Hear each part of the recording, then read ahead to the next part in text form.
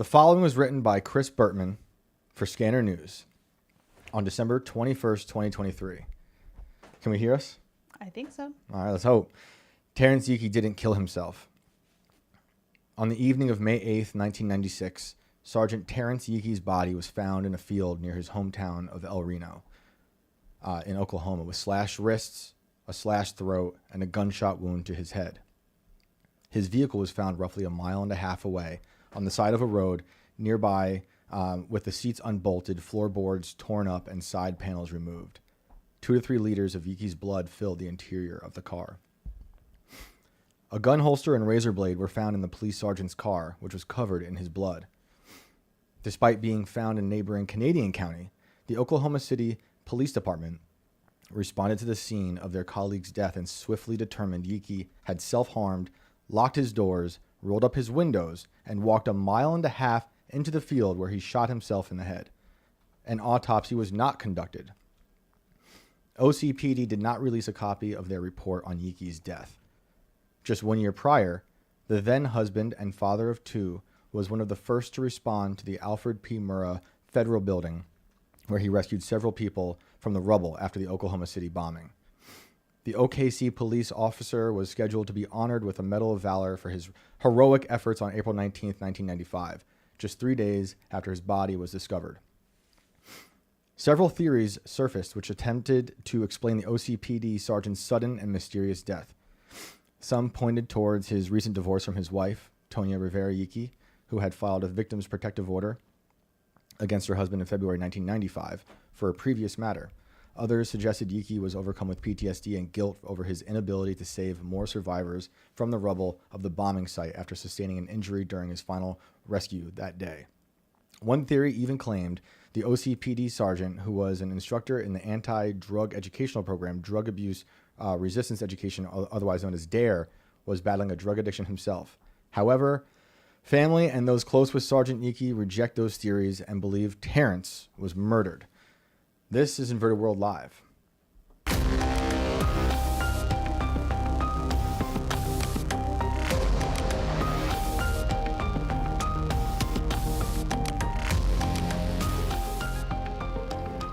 So welcome back. That was from Chris Bertman. It's a really great article that he wrote last winter that I implore you all to read. And he wrote that with the help of today's guest. And we're going to talk about the Oklahoma City bombing. And we are back. Hopefully you can hear us. All I'm thinking about is if the broadcast is actually being sent out. I'm Shane Cashman. This is Alex. I'm Alex. Shane, I think we're good. You sound good. I'm not seeing any complaints. So all right, we'll see. Looks like we're rocking and rolling. We'll today. see. And again, I want to thank everybody last week sending our first round of super chats. That was pretty cool. We are taking super chats now. We'll read those as we'll collect them and read them at 2 different times in the show. Really appreciate you guys sticking around after last week's chaos. It's been wild. We had a lot of people come in and take a look at things, and we'll see. Yes. So I'm really excited to talk today with our guest, Jose Galison. Let's bring him in. He's a good friend, and he's been talking about the Oklahoma City bombing for quite some time. I have been thinking about it for a while too, just because it happened in '95 when I was 10. Yeah. And then they executed Timothy McVeigh, the alleged bomber, in 2001. I believe it was June 11th, perhaps. So it was really strange. I remember coming home from my finals, high school finals, and turning on the TV. And I just remember how ghoulish it felt to watch the news report on everything Timothy McVeigh was eating before they executed him. Yeah. It's just a weird thing. Yeah. I mean, I wish I could remember more of it. I was, obviously 10 too. So Yeah. it's like I was a political junkie already. At 10 so years for old. whatever. This is probably, I was probably 16 when they executed him. But at 10, I obviously wasn't so much a political junkie, but I was certainly inundated with all the images of the building being bombed. How could you not be? Yeah. So let's talk to Jose. Jose, you with us? Yeah, I'm with you. I saw a little notification on my phone, so I think we're good. I think we're live. All I right, think it's that's working. good. No way, Jose. We'll see. Yeah, we'll see, dude. So like I was saying, I don't know how old you are, but I was 16 when they executed Timothy McVeigh. I remember it felt so ghoulish even at that age to see the TV at 8 a.m. reporting on what this guy was eating before they executed him. And I don't know, how old were you when the bombing happened? For me, I actually just turned 33 2 days ago, on the Oh summer man, solstice. happy birthday. Yeah, appreciate it. I mean, so whatever, I'm 33 now, so it's Yep. not really a big deal. Who cares about my age anymore? My birthdays. I have 2 kids, so it really doesn't matter. But yeah, I was pretty young. I mean, if anything, probably what got me so interested in the Oklahoma City bombing was the fact that I kind of was younger. And I don't know if maybe you guys have a similar view on this, being a little bit older, but it just feels like in the modern consciousness, like the Oklahoma City bombing's kind of nothing. I feel like lately it's kind of resurfaced, but most people don't really look at it with a critical eye. They just know there was a bombing. They just kind of accept the official narrative. But most people, they don't even think realize that prior to 9/11, this was like the thing, the Yeah. biggest thing. And I don't know if it's just an age thing. Maybe some of the older individuals may have a different look at it. It might be like their 9/11. But for me, I guess that's kind of why I got interested in it. I know 9/11 is like usually the hot topic amongst conspiracy people around our age. But for me, I was like, I guess I wanted something not as mainstream. Maybe it's the hipster in me. And then once I started digging, I'm like, whoa. And then you realize how much it actually really does connect today.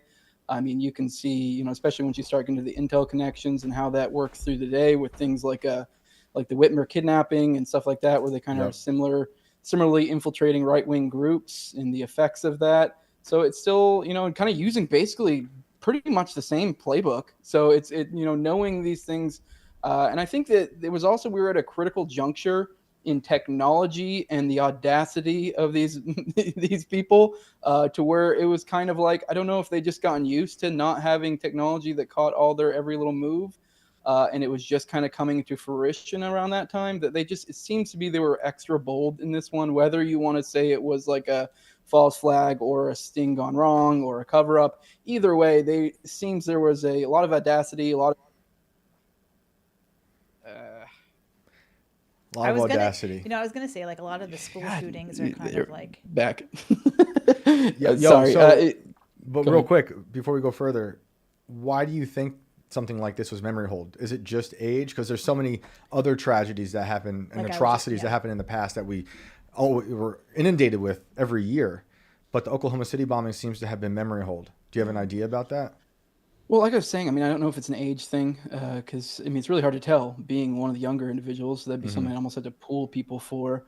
I just think it, as I was kind of getting at before my mic decided to cut out for some weird reason. Glad it's you, Like I not was me. saying, it's kind of like juncture of a time, I think, where technology was coming to play, and so essentially there was the basic building blocks around the 90s. We had like kind of early, like dial up and stuff around that time, and there was still video, and so, but we didn't have the means that we do now. I'm so sorry. I don't know why it Oh, it's keeps all doing good. this. It's the show, dude. The show is I'm cursed. telling you. So Yeah, I don't know what it is. I've had. and the gremlins are contagious. But it's all good. I'm going to try to fill the blanks while it's happening. It's also, I'm Zoom back, is- by the way. I don't know why Okay. it keeps doing this. It's so weird. But okay, before we go any further, because I believe it has been memory hold, and maybe for those people around our age, only remember the image of the building being bombed out. The whole faces of the building's gone. What's the basic mainstream version of the Oklahoma City bombing as we understand it? The basic mainstream. Oh, the official narrative The is official that. one.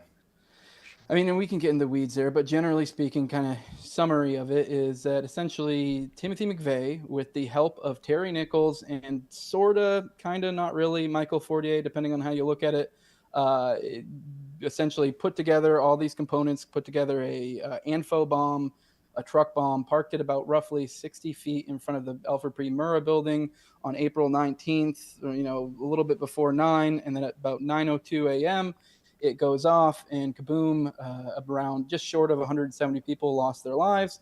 And that is in the official narrative being that it was just them. They had no real outside help. It was just kind of essentially lone wolf. I mean, this is kind of where we get a lot of the lone wolf, archetype is from people like McVeigh. Although I guess it's a little bit of a misnomer because even the official narrative has Terry Nichols, but Terry Nichols was very much more of like a support role, helped him out, and then wasn't even like nearby during it. So according to them, it was basically the implementation was for the most part McVeigh, and that's where it ends. Obviously, I have disputes with that. but we can get into that. Yeah, what are your disputes? So if the official narrative says that McVeigh is this guy, he's the face of evil, as they used to call him, and you were hinting at earlier, they used to call this the largest, because it was the largest domestic terror attack. And then the idea of like homegrown terrorism was everywhere after something like this. So you have some arguments with the official narrative, and where do those begin with you? I mean, probably the most obvious would be John Doe 2. There was a multiple month, one of the largest FBI manhunts of all time. And over 20 individuals. I mean, the number, depending on who you count, gets a little bit spotty. And not everyone who was a John Doe 2 eyewitness was actually included in this count, was ever some of them weren't interviewed by the FBI, but around 22 or so, at least, said they saw another individual with Timothy McVeigh before or after on the day of the bombing. None of those individuals end up being interviewed in court, and it was essentially, hand waved away as these were misremembering things. Some of the specific individuals seemed to be that, they were a little pushed a little bit by the FBI to twist their stories or change their stories or say maybe they didn't remember it this way. And, when it was all said and done, the John Doe 2 thing just kind of dropped. It was kind of a, I guess almost you could say like a false memory syndrome type thing, which obviously that's a whole other rabbit hole I know you're familiar with. But yeah, that got written off as just kind of misremembering or just faulty information out in the ether, when that's not the case. There's plenty of solid, accounts of it. I've actually interviewed on my show as I alluded to, not everyone actually got included in the count. I had Stephen Vassar on my show, who was actually one of the best friends of Terry Yee, and he actually had wrote a report after the fact saying he actually saw the Ryder truck prior to the bombing driving by while he was dealing with another call, and he saw another individual in the car with him, and he didn't really get a good look at him, but he wrote this up in his police report, and it disappeared, which is a big part of Terry's story as well, since he had wrote a 9-page report, and then that disappeared as well. His higher-ups made sure that never saw the light of day, essentially requested him to write something else along the lines of more about 1 page as opposed to 9-page, which is pretty long for a police report. And yeah, so see how those things connect a little bit there. But yeah, I've interviewed a John Doe 2 eyewitness. So, and like I said, not all of them actually end up on the official count. It's weird, this kind of thing where the breaking local news takes over for a brief amount of time and then slowly mutates as we go along in time. And you can see that whether it's Area 51 with the UFO stuff that first crashed and how that narrative changed. You can see it in Sandy Hook. You can see it in Chaos. We talked to Tom O'Neill recently, and all these like local news reports, they shift. And I don't know, I'm constantly thinking, is this just incompetence or is there something darker happening? And do you feel like the more you look at this, that it's not just incompetence, there's something darker happening behind the scenes? Oh, 100%. As I was telling you in pre-recording, I'm of the opinion, and this may ruffle some feathers in the research community, I lean towards, my opinion is likely some sort of false flag. Now, I will be honest with you and say I can't really prove that because we're coming to intentionality. That's just the pattern recognition in me, to where you see enough connections and you're like, I don't know, this is getting to a level where this is a bit ridiculous. But at the very least, I think it's pretty incontrovertible that it was at the very least a cover-up and perhaps a sting gone wrong, if you don't want to buy into false flag there. We'll cover up after the fact of whatever, as I alluded to with John Doe 2, usually what most people think of when they think of, what it comes to with John Doe 2 is why did this get swept under the rug? A lot of people would assume that it was either an informant, an asset, an agent, or just someone in general that they didn't want this to come out. Because, I mean, it is pretty insane the amount. I mean, it was in April we had the bombing happened. By May, there was internal FBI memos where they were essentially taking all the leads for John Doe 2 and putting them into abeyance, which is essentially, get that out of here. We're not looking into that. And then come June, they had the official announcement. So about half the time they even really were doing the manhunt, it was more just for show. So, I mean, there also was over 20 surveillance tapes that just went, disappeared. That's a big thing. Jesse Trenadu, who his brother was another one of the quote unquote suicides. He's been looking into for decades now. He originally started trying to get doing FOIA lawsuits for the surveillance tapes, and they kind of gave him some here and there, but they'd be like, oh wow, it shuts off at 9:01. Isn't that convenient? Stuff along those lines. And he's been able to show proof that they actually had them. There's been plenty of them. I mean, I would recommend people go check out my series to go into all the specific examples that show that yes, these things did exist. There clearly were surveillance tapes, and now they just magically disappeared. So I mean, there comes a certain point where you're like, well, I don't know if I can buy this anymore. And at the very least, I would say, as I referred to with Trenadu, you could see into there are definitely individuals that some things were, shirked around, specifically, I'd say with Jesse Trenadu's brother, Kenneth, where they clearly looked like there was definitely cover up. If you get into the specifics of that story, there was cover up on the Fed's hand on that thing, because he was in a federal transfer center when he up and suicided himself, essentially a la Epstein, very much in one of those type of cells where you're not supposed to be able to. Yeah, when you talk about filing FOIA requests and not getting all the surveillance tapes back, it reminded me of Epstein and the tapes that for some reason turned off. Real quick, I want to go back to what you said at the beginning. And why do you think this type of talk about perhaps there being cover-ups ruffles the feathers of researchers of this movement? I think to some extent, and I can understand why. I'm kind of like, I find myself in the middle of this rift in the parapolitics, conspiracy, whatever world you want to call it, where the reputable researchers out there do tend to have a lot of issues with the salacious types, like the Alex Jones. I'm trying to think other names. Maybe some people might have issues like a Tripoli or something. I guess I have a different view where I just look at that as more like conspiracy entertainment. And I guess I just respect myself enough to know that I don't buy everything that they say. If it matches up with things I've heard before, I might be like, oh, okay.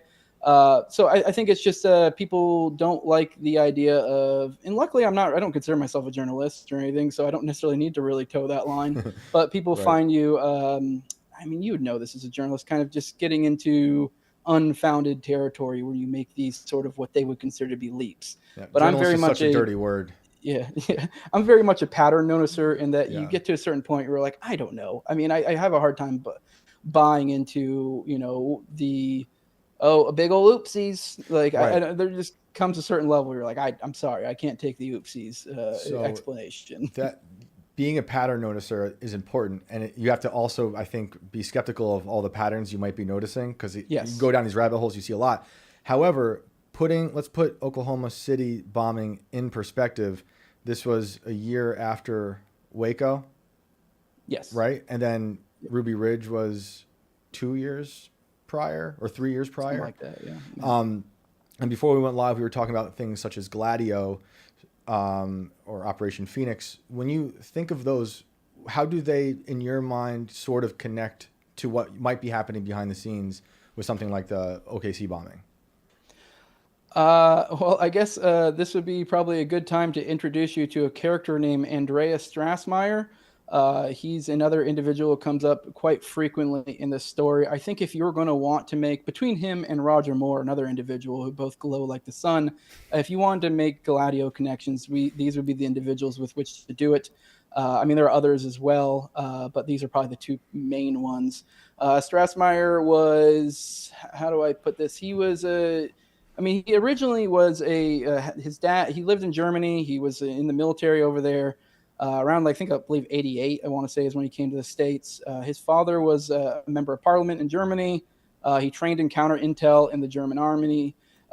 He at one point was on security patrol with the IDF, which kind of looks like it was probably like a cross-training thing. A lot of people like to jump to that, Israel connections, and that there was, I think he was likely probably some sort of German intel or something. It's not that crazy. Intelligence agencies, militaries do cross-training. Is this a guy who also knew Hebrew though? And was yes, they already knew. Yeah, he knew Hebrew too. So if you want to do lean into that angle, I guess you can. Whatever. But it's pretty dubious if you're trying to look for And I'm not one at all to shirk around Israel. So Right. they've all got terrible things happening in all these places, and they want your information. They want to spy on you, and they're all willing to sacrifice your life for their power. So and the fact that he knows Hebrew could mean anything. That he was a spy for all the different places, but it's interesting. So sorry, keep on going ahead. No, you're good. I just wanted to make sure people weren't thinking like, oh, he's just being a cuck for Israel. No, I would be the first one to admit it if I felt like there was a strong connection to I'm sure most people watching have seen you on Twitter. Yes. So, but anyways, a lot of people like to, and I guess that's kind of where. That's what kind of. See, that's what you get. That's what you get for cucking for Israel. That's what I get. Yeah. But yeah, that's what I was getting at with some people kind of making more dubious stuff, say like the Alex Jones and some of the research community may not like stuff like that. That would be an example of stuff like that, I guess. But he lived with a CIA operative when he first came over here, an individual named Vincent Petruski, who, it seems to be that he had connections to Operation Phoenix, that happened in Vietnam, which was Gladio, essentially in Vietnam. For those, I know you've already explained on your show quite a bit, but I know just for those who maybe are just tuning in now, Gladio is essentially Northwoods actually carried out for a long amount of time. Yes. So, and then that's presented itself in other forms in other nations. We were talking before there was Operation Condor in South America that was very similar. So, it's kind of crazy. I've learned about this stuff in the past couple of years myself, and you just assume I'd already knew about Northwoods, and you're like, oh, Northwoods, that's crazy. And you're like, well, let me tell you something. They actually did it. You know what? I want to get to Petruski real quick, but I just want to stay on Gladio for a minute because it's so insane. Basically, Gladio they call them stay back orders after the war. Everyone's going to stay back in like Italy, and in my interpretation, we're going to invade these places secretly in case a future invasion happens from people we don't like. And not only that, we're going to murder these people we don't like. And maybe we don't even care about them. They might not even not like them. We might just murder them to blame on other people, like Northwoods. And another thing to point out that I think is interesting to connect it to, Lemnitzer was like the guy behind Northwoods, or at least the guy who presented it to JFK, head of the Joint Chief of Staff. JFK fires him. He gets a job with NATO at the time that Gladio is going down. And in Italy, all these false flags are happening back and forth for I think like 20 to 30 years. And it's bombings, it's assassinations against the left and the right that were false flags that a lot of people will assume are parts of Gladio, which is interesting because Lemnitzer was the guy at the very beginning of the Years of Lead with the Italian false flags. That's when it was all going down. So crazy that was happening. But yeah, so back to Petruski, we got... I forget his name now. Strassmeyer. Yeah, he just essentially was one of his stops along the way. He lived with him. Apparently, Petruski was going to try to get him some sort of federal jobs nearby. Obviously, the official narrative is, whoa, he didn't find that a federal job. Well, I don't know. I have a little bit of doubts there. But then later he goes to live with another CIA officer, Dave Holloway, who in Texas, and he was in a militia there called the Texas Light Infantry. He actually ended up getting himself kicked out. The lore is that he got kicked out for being a provocateur, and apparently they saw him at night going into a federal building, typing into a kind of one of those passcode doors. So the kind of idea that you'd have to have the code. Mm-hmm. It's not just you could just walk in. So that's the lore behind it. There's people who debate that. So, but take that for what it will. But then later he ends up in Elohim City, which is kind of a big hub. This is kind of where it connects back to McVeigh, because a lot of people make a lot of Elohim connections to McVeigh. Just to make it easy, John Matthews, who was a Patcon operative, and we'll just give you one example to connect McVeigh and Elohim and Strassmeyer, is he saw them together at one point. And he was an operative, a Patcon operative, who kind of came out and was a tell-all, essentially, and talked to Jesse Trenadu, because Jesse Trenadu during his FOIA lawsuits was releasing basically everything he got. He was releasing out to the internet every little bit of information. Mm-hmm. And I think they must have made it like an oopsie of some sort and were released in FOIA some of Matthews' information. And then Matthews was finding on the online, and then was kind of like, what is going on here? He contacted Trenadu and was like, well, I'll give you the real story. And he did. I believe it was Newsweek. They actually did a story on it. But either way, yeah. Oh, so you recall, but yeah, so he, John Matthews, he was one of the big ones that kind of, dropped a lot of information about Patcon, but he claimed to have seen McVeigh and Strassmeyer there. There also was Carol Howe, who was a ATF informant, who claimed that her, Strassmeyer, and Dennis Mahon went to the Federal Murrah building to case it multiple times, and that Strassmeyer had made all sorts of claims about wanting to bomb federal buildings and things of the like. So, I mean, there's multiple connections to be made here. I mean, I could go on, but he, according to Strassmeyer, he claims he only ever met McVeigh once, and it was at on the gun show circuit, and that's where he actually there's an interview, I forget who with, where he actually had McVeigh's ABUs or BDUs or whatever the acronym they use these days up in his closet, which is kind of wild. And he claimed that was from the one time he met them. They traded, and I want to say he said he gave McVeigh a knife. I forget the specifics, something along those lines. Or so weird. It's so the weird. one time they met. Can you real briefly describe what Patcon was? Patcon was essentially the right-wing equivalent of COINTELPRO, where they were infiltrating right-wing groups, obviously under the auspices of to be able to infiltrate them, stop crime. Now, John Matthews and many others like myself believe there probably was, I guess believe maybe the wrong word, considering John Matthews was a part of it. But for myself, I believe that it was likely essentially aggravating them to do stuff, which to corroborate that, I actually just had on my show recently this individual named David Gladio, who was an undercover FBI operative. So he wasn't an agent, and he prefers the term operative because he wasn't busted for crime. But he was right after the Oklahoma City bombing. We went through all his exploits, and he kind of sounds like he was describing exactly that. He was, in multiple times, he was very Trumpian in his delivery, in the sense that I don't know if you recall, I don't know which specific country, at one point Trump was talking about how we need to go and do this one country because of all their oil at one point or something. And like, I remember the establishment was like, whoa, because you're just kind of saying the quiet part out loud. And he's just kind of like, what? Like, this is a big deal here. Like, obviously that's not what you're supposed to say, but a lot of us know that's kind of what the deal is. Right. And so this guy is very much in that way where it's like hard to not even like the guy because he's just very open about it, proud of it, and, laughs and jokes about it. Right. But that was the tenor of that conversation. And he very much went into the specifics in that interview of how he did that. And it sounds to be like they were aggravating people into stuff. Like at one point he said that he was literally, I believe this is when he was in the Hammerskin Nazi group. He was essentially getting them to perform robberies on drug dealers. Wow. So like obviously that would be accentuating. I don't think necessarily Gladio was doing the kind of stuff like Oklahoma City bombing type stuff, like maybe not to that level.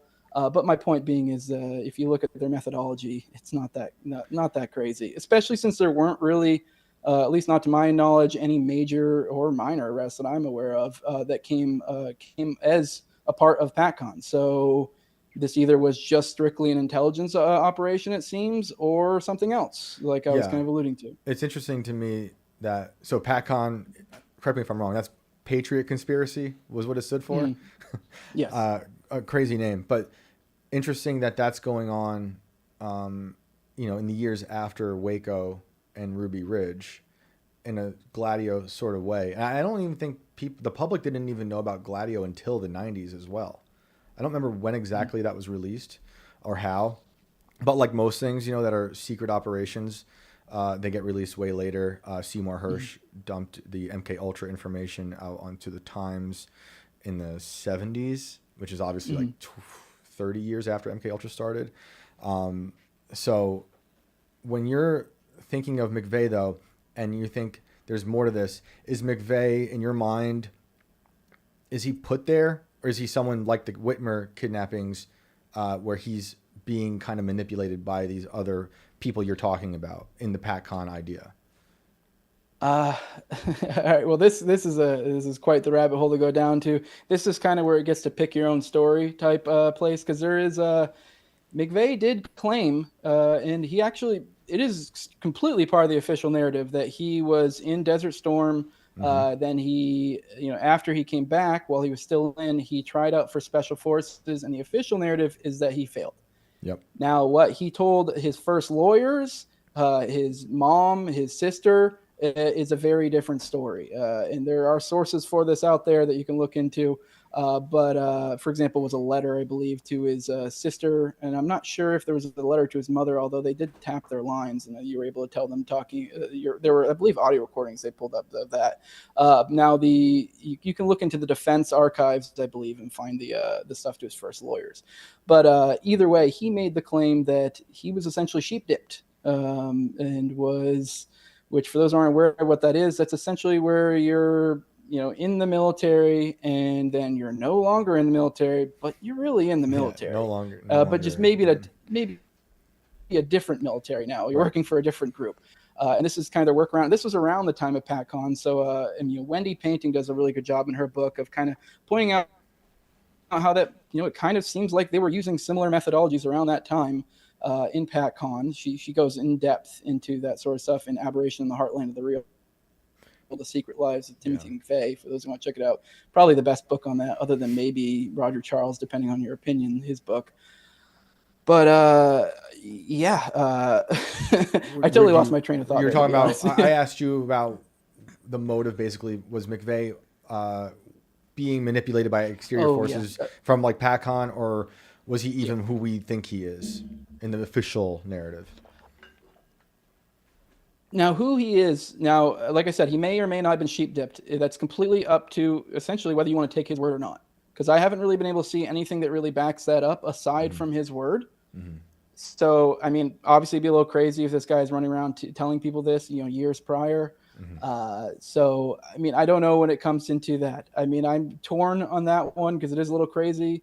Although, frankly, I guess I lean towards it a little bit, although I don't find it to be necessary. You can still believe everything else without believing that he was that he was sheep dipped. Right. But I don't know. I do find that fishy, but there's not a ton else to back that up. At the very least, though, he was presenting himself, if you want to take the thing that he was sheep dipped, as essentially like a right wing. He was swimming in like the white power type, stuff. I believe at one point he had a card to Aryan nations. So he was swimming in those circles. A lot of times you'll hear people talk about it and not frame it that way, like, oh, he really wasn't racist or this or that. And he clearly was swimming in those circles. Right. And a lot of people want to conflate him with the militia movement at the time, when really it's sort of a separate thing. I guess it's kind of a bit of a no true Scotsman fallacy, if you want to play that game, because it's like, I mean, what is a white power group other than, especially if there's guns involved, other than a group of men together with guns? So I guess, it's technically a militia, right, but it's a little bit different. I mean? Most of the militia movement probably wouldn't really be too hip to that type of stuff. So I feel like it's important, especially since after the fact, I believe the militia movement got painted with the broad brush that McVeigh kind of put them in, when he clearly was swimming in, kind of white power areas. So that's kind of what he presented himself as. Now there's conflicting stories about whether he really was that way, because obviously when you get into, especially Wendy Painting's book kind of goes into examples of kind of pulling out one or the other. I don't know. It's kind of a crapshoot for me what he was. Was he just some like guy that was posing as some white power guy? Hell, he could have been someone who was undercover but just had kind of been in so deep that he kind of was identifying with it. I don't know. Or he just was the legit, kind of good old country boy, white power fella. I'm not sure. I mean, I don't have a strong opinion, and I don't really know if it's necessarily really all that important. Although I do think it's important for people to understand that he really was swimming in those things, whether that was an act or not. So the point being is to create a distinction between him and the militia movement, which people tend to like to do. Right. What do you make of if it were something like a false flag? And I always have to feel like I have to reiterate, false flag doesn't always mean, because some people think this when I say it, it doesn't mean it obviously happened, right? Like Sandy Hook, people think of false flags and things. I don't think our government's beyond sacrificing people. If you take that route and you want to go down that rabbit hole, what would have been what was opportunistic to them to do something like that, to carry that out as a false flag? Oh, like what would be the reasoning? What would they get out of it? Okay, well, I think, for one, there was the anti-terrorism bills that did come out after. Obviously, it changed up a lot of the death penalty rules, specifically for McVeigh, which was kind of crazy how quickly that stuff got pushed through. But I think looking at it in that way is kind of necessarily, it's kind of the wrong way to look at it. I think a lot of people want to look at, and I think once you start thinking about what are things like Gladio, Phoenix, Northwoods, what is the purpose of this? I mean, yes, obviously it was something Northwoods, it was the specific target was Cuba at the time, but I just think generally, if you just think of it in terms of like moving the needle in a certain way, that's all that really matters. It's kind of the idea of keeping the populace terrified. And, obviously it helps if you already have your bills or whatever things in place. But at the end of the day, all that really matters to them is that the energy is moved that way. Whoever they is, what really matters is it's moving that way. Because if you are, for example, with like Operation Phoenix, they were essentially doing, I guess domestic terrorism would be the wrong word because it wasn't United States, but they were essentially perpetrating terrorism over in a foreign country in order to get the populace to think that like the Viet Cong was doing this and to drive them into the arms of the security state. So, you don't necessarily need a specific thing. If you are just the security state in that region, it's kind of this perverse incentives that are created by the state to where, look at it. What happened I guess George Bush would be a good example. 9/11, like he killed it in his next election. Clinton, said that the Oklahoma City bombing was what caused him to be able to get reelected. Yeah. And it's funny because it's like we don't think of it this way in incentives. I know a lot of like people in my camp, like libertarians, will. But think about the incentives in place. Like what happens when I go to a restaurant and I get a insanely rare steak? I probably don't go there again. Now you're a captured audience with the government. What happens when a security state completely drops the ball and a major act of terror happens? They get a ton of money. And if anything, they usually get far more clout about just being there. When in reality, it should be looked at the exact opposite way. George Bush failed us. Bill Clinton failed us. The security state failed us. Like, if anything, it should be the opposite. They shouldn't be given more things. They shouldn't be given more, applause. It should be the exact opposite. They should receive condemnation and budget cuts. That's why I agree. That's why I feel like when they say things like, we got to protect national security, they're not talking about protecting us. They're talking about protecting themselves, to do whatever greedy power moves they want to do and perform violence on, whether it's us. I'm a bit of a skeptic here. Why? I can't get behind that it's done because they want to be reelected. That's just not good enough for me. I think a lot of it is. I think it could just go beyond re-election, but I think a lot of it is to keep us in fear to do whatever they want. Like Northwoods, they went to the president to say, we want to murder our own people, to blame it on Cuba. Yeah. They're not above that. It's really unfortunate. But there's also just crazy people out there who, especially if they were in the military and having a hard time. Well, yeah, I think there's also that aspect too, where there's crazy people that could be the quote unquote lone wolves. But I just think there's so many things out there that are connected back, and this is my own schizoid problem, but a lot of them do connect back to the government. The Unabomber might have been MK Ultra, right?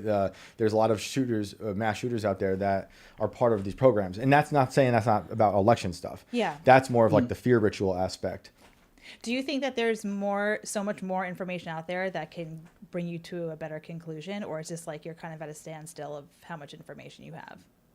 I think there's so much more information to be had to come out of this. And I think that's part of why I think this is an important story. I think we're at a time where if we could flood the field with researchers that are looking into this, doing journalism, podcasting, whatever, I think there's a lot of ground to be had. For example, as I was getting at with the technology, we were at the point in time with the technology in 95 to where the video was out there and stuff, but now it's about like collating it, putting it together, coordinating it, because we're at this stage of technology, and I think we could do a lot with that. I also think legally speaking, Jesse Trinidad is still pushing this. So if like that, the field got flooded there, that'd give him so much more to work with. And honestly, he probably only has like a decade and maybe a decade and a half to live. He's a little bit older. He's been fighting this fight since, essentially 95, around when they killed his brother. I think there is a lot of ground to be made. I've made a little bit myself. By no means do I think I've made like a ton. And that's just with, kind of, I mean, I guess I wouldn't say minimal effort, but I'm like carrying I have a full-time job, I have wife, kids, so this is just like a hobby I'm doing on the side. So like, if there were like real journalists out there, I mean, obviously, we have like Bert out there that's already covered it. And I'd like to see more from him and others. I mean, so this is why I do try to like, help kind of dip my foot in the journalism world and bring journalists along when I do feel like there's something important. Because I do think there's a lot of ground to be made, and especially now where the establishment is crumbling, that goes for the media as well. And I think we have a lot of people like me out there that, may not be part of the establishment or may not be a official journalist or whatever thing, but we're able to make things happen because there's lots of angles that just haven't really been dug too deeply into. And new information comes out all the time. So I do think there's a lot that can be done there. And this only happened in 95. Like a lot of these people are still in government. Like Merrick Garland was like the big dude who essentially at that point, I forget what his title was at that point in time, but he was the one kind of running the prosecution. Is he assistant attorney general or something like that? Something like that. I forget the specific title he had at the time, but he was kind of basically, but he was basically running the show. And now here he is. So, I mean, this is kind of how it works. A lot of these people are still in there. So, I mean, the David Gladio guy we just brought on, his FBI agent is still still working as well. So we named him in there. I forget his name, but let's come back to Merrick, and I want to go back to Alex's point about these weird fear rituals and the violence and elections. And the reason I thought it was important to have this conversation with you is I've been thinking about why it's in the mainstream world so taboo for what Alex Jones did with Sandy Hook, even though I don't think he did much, honestly. He just questioned it. He questioned it, right? But like in terms of him and Sandy Hook. And I'm like, there is a fear in me that false flags still happen and will happen and perhaps could happen the closer we get to an election, because it's so inflamed right now. Everyone is so upset with each other. There's no reality anymore. There has been I'm going to say there has been January 6th, and I don't mean that as there's been an insurrection. I mean, in people's minds, there was an idea of an insurrection that they then try to sell through the media. Also, you talked about Whitmer at the very beginning, which for those who don't know, we had feds literally attempting to kidnap a governor during lockdowns. There was 13 feds and maybe 2 or 3, maybe 4 guys who weren't feds. So that's all kind of like this conversation. And I'm like, are they making an example out of Alex because they want to make sure no one questions anything? And I'm not saying everything that happens is the government. It shouldn't be your one boogeyman, but damn, it's a lot of the times. And how many times, 30 years later, do we learn about all these other weird things that happen behind the scenes that were like the government, like Gladio, that was happening for decades, and we only found out in the 90s. MK Ultra started in the 40s, late 40s, early 50s. We didn't find out about that till the 70s. So I don't want to tell people, hey, just question everything that happens, because it could be the government connected. People might remember maybe earlier this year or end of last year that young man who supposedly severed his father's head and then live streamed it, showed the head to the camera, and called on people to then do the same to other federal agents. His dad was supposedly a federal agent. And within, immediately after that happened, people are like, that wasn't even a real head. Other people are like, that was a fed. Other people, that's a false flag. Other people are like, that's real, because they're buying into a certain caricature that the mainstream portrays. And any of those could be possible. Mm-hmm. I don't know. I'm just saying, you got to be, it might feel uncomfortable, but I do believe you got to have to kind of think of all those options as we go closer to this election, because it's going to get perhaps crazy. So that's why I think it's important to have this conversation. It's been memory hold. I don't really know why either, but it floods me with so many memories of the fear ritual as I experienced it as a 10-year-old. We were constantly, it was before, the same way they did with the Twin Towers, and everyone's they rolled a TV into my classroom to make sure we all saw it, right? And I get it. It's they're like, oh, this is history. But it's also pretty ghoulish for a bunch of 15-year-olds in classrooms across America, or however old you were.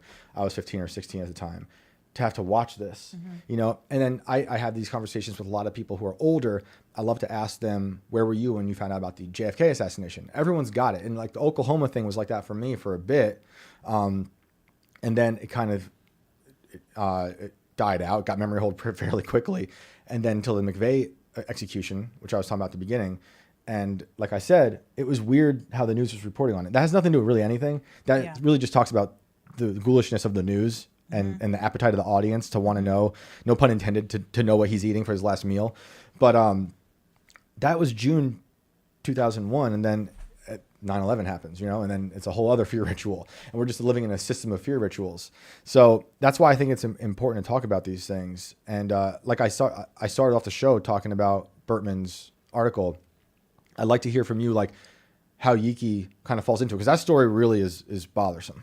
So if you could give us a overview on Yiki, how that fits into all this stuff, that'd be great.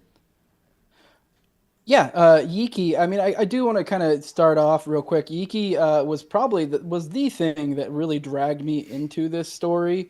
I saw originally, I don't know if you guys are familiar with the follow Jinx or @crackconnoisseur. He dropped an edit, is what they're called, on Twitter.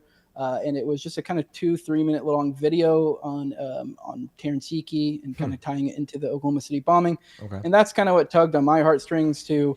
Because I mean, it was just insane. You're just like, what? Like, this is almost unbelievable. So then you dig into it, and I didn't really have any thoughts, particularly on the Oklahoma City bombing at that time. And I dug into it from there. Then once I learned about Yiki and be like, oh geez, this is legit. That's when I started digging the Oklahoma City bombing. So that's what the angle that tied me into it. I think it's different strokes for different folks. I know a lot of people like to say like John Doe too. That's what really sucks them into that. The multiple, not just Terry, but Terry's probably the most sympathetic of them, the most, if you want to play that game. So if you want to present to an audience, he's probably the most sympathetic of the group in the sense that, kind of tugs at your heartstrings. Cause I mean, he was a cop, was kind of a big old teddy bear, probably like well over 6 foot tall black dude. He had a wife, he had 2 kids, 2 really young kids. And it looks like he was trying to do the right thing and paid the price for it. But yeah, he was one of the first responders, which you already said earlier. But he he was there within minutes. I mean, from basically everywhere I've seen, it says he was pretty much the first. I usually am a little hesitant to say the first because it's a little bit harder to prove. But he was one of, if not the first individual who showed up. There within minutes. He had been responding to a call that was nearby. But yeah, he ended up saving over 3 lives. 3's way on the low end. I think Tanya claimed it was 8 or more. But then he, his life saving kind of came to an end. He fell 2 floors while he was saving people, and ended up injuring himself. Tanya is the one who picked him up from the hospital. They had been going through some issues at the time. About roughly a year, about a year and a half prior, I believe, to the bombing. She had filed. What's it called? A VPO, essentially kind of like a restraining order. And they had some issues in their marriage at that time, but they had kind of come a long way since then, especially after the bombing. They came way closer, but that ended up being something that was used later that'll come back. But when she picked him up, probably one of the most famous quotes in relation to that is, Tanya, it's not what they're saying is they're not telling the truth. And according to her, he was like crying at the time, not like bawling or anything, but kind of man tears, So that was after getting picked up from the hospital. There also were like claims too that he was essentially being harassed at the hospital. And then it comes about a year or so later, he was found in a field near El Reno. Wrists and throat were cut repeatedly, grass dirt in the wounds, rope burns / cuff bruises on feet and wrists, and a bullet had gone through his head. I believe it was from the right side going down at about an angle like this. So it's kind of like an awkward angle to shoot at. It's a weird angle. So odd angle to shoot at. But as I said, he was actually, I don't think I'd said it yet, but his car was about 1.5 miles away from where his body was found. And his car was covered in about 2+ liters of blood, is kind of the estimate, which for those who have understanding of the human body, I think it's like 3, I want to say, is where you're like definitely going to die. I think you can die at 2, but it's like you're just having severe blood loss at that point. It's a lot. You're not doing a whole lot. Right. Yeah, you're pretty out of it at that point. And he also had sickle cell anemia, so that factors in. So he was not. The idea of him getting from his car to the place where his body was found is a bit incredulous. So and especially because where his car was parked. Go ahead. I'm sorry. I was just going to say he was suspicious of things, right? After yes. Yep. How soon after the bombing was he suspicious? Was it immediately? Because I think I even read it. was interested in like why the feds were there so quickly or something. Although I think that kind of makes sense because it was a federal building. But well, with the context that he was the first or one of the first within minutes, the idea, I mean, obviously he's not here, so he can't tell us how quickly, right. But like if there are feds there almost the same time as him or very shortly after, when you just got there and it just happened, I could see how he'd be like, they knew something was coming, perhaps. Yeah. By the way, what you're referencing is his letter to Ramona McDonald, which I'd highly recommend people go check that out. In the that's the best place to find. That's the Hoffman article, which you can find at libertarianinstitute.org/OKC, where the archive's at. But yeah, that was the McDonald letter. That was probably one of the more damning things in that letter. He basically claims that he was of the opinion it was a sting gone wrong. From my talk with Tanya. And it's kind of alluded to in the letter, but it was never very clear to me. But after talking to Tanya and after interviewing her, being a little bit more clear, seems to be there's an infamous elevator story, which I don't know if we got into this during it, but the ATF was not there for some reason. And there was a kind of a whole rigmarole of stories of reasons why they weren't there, or maybe that they actually were there that happened after the fact. One of which was this cockamamie, elevator story, which Lucas Franey, and I believe maybe it was another individual, essentially fell something like 5+ floors or something insane in an elevator, broke their way out of the elevator shaft, started saving lives, all sorts of craziness, like just nonsense superhero movie stuff. Later, the elevator repairman guy or one of the people looked into it after, and they're like, no, that didn't happen. Like they're able to look at it. There's also sensors that like when that happens, like, and there's also backup so that doesn't happen.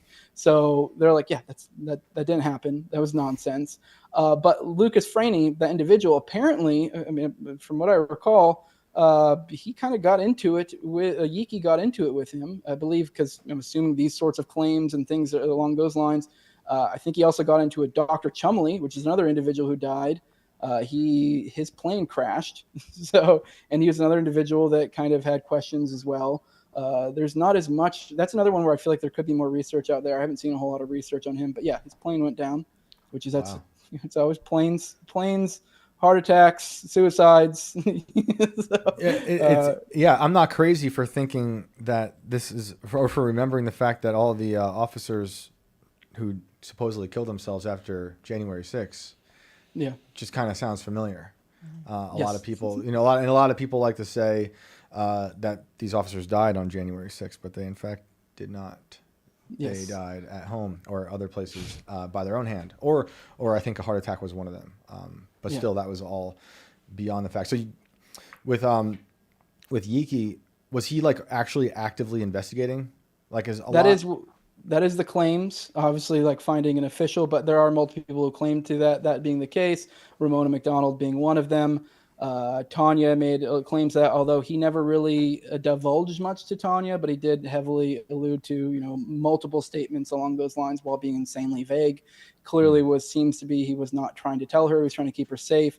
Another key part of the story that I haven't brought up is that he was trying to remarry Tanya. He had asked her to. He was, from a position of him being scared something was going to happen. He was also trying to get her to sign life insurance papers at the time, which I guess some people could say, oh, that was suicide, but you don't get that for suicide usually in most cases. Right. That's something to be, noted. So that's where they were at in their relationship at the time. They had been together a lot because people point to the issues they had previous in their marriage usually and as an example of why he may have killed himself. Although, just looking at the scene of the crime, I feel like leads you to think, that's that's not very likely. But like, for example, no autopsy was performed, no suicide note. If there were ballistics, we'll never know because we never received. It's not like there was ever shown any. Right. So I believe it was just an autopsy, not an autopsy report, but a coroner's report that we got is all that we got. There was supposedly another one that showed up later that got quickly redacted, so there's no copies of that. But that's kind of the lore. There was another one that came out later. But yeah, I mean that's I don't know if there's anything. Oh yeah, another key thing, I guess, kind of like what he saw. I also alluded to with like Franey that some of the stuff, the weirdness with the ATF. Seems to have come in play. I believe they were trying to act like they had been there. And Terry was like, no, you hadn't. But according to Terry's sister, LaShawn Hargrove, he claimed that he saw evidence of things blowing out as opposed to blowing in. which, to kind of put that into the listener's mind, think of as I mentioned before, the official narrative is that we had the Murrah building, and then about 60 feet in front of it, you had a truck parked, a Ryder truck with info in it, and boom, went off, and that's what caused it. Although there's a lot of people who dispute that. I'm not a bombing expert. I will say, I find it a little incredulous that it was just that, but I guess there maybe are ways to explain it. But according to, LaShawn, Terry said that he saw it blowing out. Because obviously if you have something coming from the outside, an explosion that way, it will blow in. So a blowing out would indicate bombs in the building of some sort, something along those lines, which there were actually claims of Bruce Schaub and Jane Graham actually claimed to have seen people what looked like, if you read their FBI reports, it looks like that they were saying people had like wires and like almost putty stuff. They didn't say explosives because they didn't know what they were seeing. But if you listen to what they're describing, two separate people that were making those claims that in the parking garage they were seeing people setting up stuff like that. So I don't know. A lot of people like to lean towards the C4 explanation. I'm fairly agnostic. I guess I kind of lean towards a little bit, but I could be swayed either way. Especially because it's like you get kind of in the murky, get in the weeds when you start talking about bombing analysis stuff.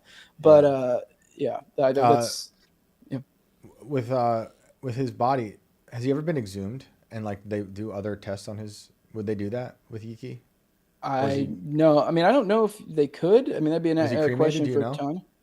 I don't believe he was cremated. I believe I know with Kenneth Trendu, they were immediately trying to get them cremated.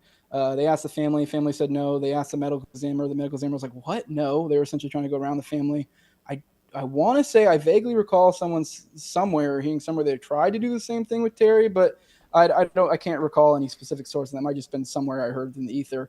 But I'm pretty sure he was just buried. Kenneth Trendu, they were immediately trying to get them cremated. But I don't know. I don't know how they go about exhuming it. I ask because I'm thinking a lot about Frank Olson, who was one of the guys from MK Ultra, who was an agent, a Fed, and they dosed him, as far as we know, with acid, and he lost his mind. And the story is he either jumped or fell out of a window in New York, out of a hotel window in New York City, and died. And his family was just told that was the official story, until many years later, when I believe it was when Seymour Hersh broke the MK Ultra story. And people started to think, the family started to think maybe that was my father, like maybe he was dosed or something like that. And I think they did exhume him maybe once or twice to figure out if they could find anything else other than did he jump out. I think they did find some other things that weren't so in line with the official narrative that the feds were giving. And I believe the family eventually got paid out by the government. I think they even went to the White House and Ford apologized publicly. I could be wrong on the president. That sounds familiar. I think it was Ford. It was a big deal. Like, hey, here's a lot of money. Yeah. We're done, right? We're done. We don't want to talk about this anymore, because it was a pretty crazy story that a federal agent was dosed with acid and then went crazy and jumped out of a window or fell out. But that's why I asked with Yiki. It'd be interesting. Obviously, this stuff's really tough, and some people get cremated, and because there's also the idea that I'll have to ask Tanya about. Sorry, I didn't mean to cut you off. No, it's all good. I'm curious. It's not like a very easy thing to do. Yeah, I'll have to talk to Tanya, because I don't know if maybe she never even considered it, because she may have been barred from being able to before, because there was a whole, and you can read about this in Bert's article that's part of it. There was kind of a whole thing. This was some of the newer information that came to light from this one, because she hadn't given an interview in like well over 20 years. This is some new information. Some of the newer stuff with her going on is she was essentially fighting for the estate over many years, and I think it was only fairly recently she got it back. So obviously, not having the access to it before, that would probably exclude her from having any sort of ability to exhume Terry. But now that's the case, that may not be. I don't know. Obviously, a lot of the signs would probably be gone. But who knows what that could bring up? Who knows? Because obviously the suspicion is it was some sort of torture murder. So it wouldn't be that crazy if there was drugs involved. Because I believe in Kenneth, there was reports of maybe it was caffeine, really high levels of caffeine or nicotine or something. I forget the specific one. Right. So it seems to be like they were toying with him, because one of those, I forget which, is a common tactic used in torture to kind of like keep you wired or awake or whatever. So Yeah, and I understand it's like, why even open the scab up again? yeah, But these things are treacherous, and the Frank Olson thing, they exhumed him many years afterwards. I believe they did find certain things that weren't like in line with the official story that they were given, but unfortunately, that's the way to try to get to the bottom of these situations. You know, it's really crazy that how this man died, and like I don't buy that official story at all. No. There's many, so-called suicides that have happened that are connected to certain stories like this that are just hard to digest.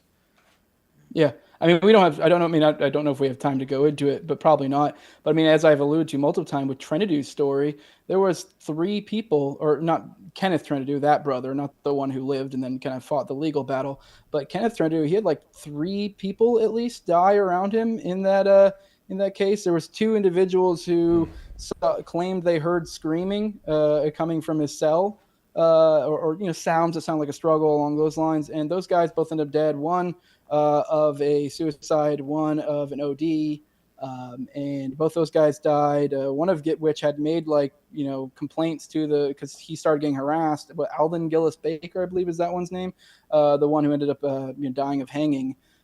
He had made complaints to the staff and stuff. They've been having issues, and apparently, according to, I believe this is through Jesse's claim, they were just kind of like, well, I guess maybe you should just kind of drop this kind of deal. And Wow. And then he ended up dead shortly after. There also was an expert videographer that Jesse talked to that had been contacted by the FBI the FBI came to him to have them look over the video records essentially. And I guess to get his expert opinion on if there was any other way other than manual override or whatever the term is I'm looking for, essentially manually doing it. If there was any other way for these tapes to disappear, because this was with Kenneth's death, he was in a federal transfer center and they should have been able to see everything. But lo and behold, those tapes magically disappeared.